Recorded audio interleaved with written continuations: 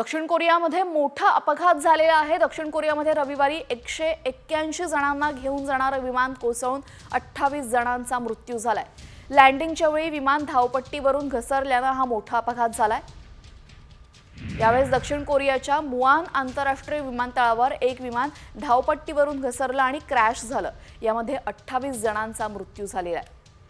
जेजू एअरचं विमान 175 प्रवासी आणि 6 फ्लाइट अटेंडंट्सना घेऊन बँकॉकहून परत निघालं होतं आणि लँडिंग करताना ते क्रॅश झाले। विमानतळ दक्षिण कोरियाच्या दक्षिण भागामध्ये तर स्थानिक मीडियाने शेअर केलेल्या फोटोंमधून विमानातून धूर बाहेर निघताना दिसतोय।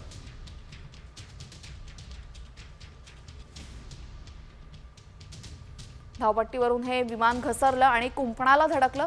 दक्षिण पश्चिम कोस्ट विमानतळावर स्थानिक वेळेनुसार सकाळी 9:07 ही दुर्घटना घडली आहे।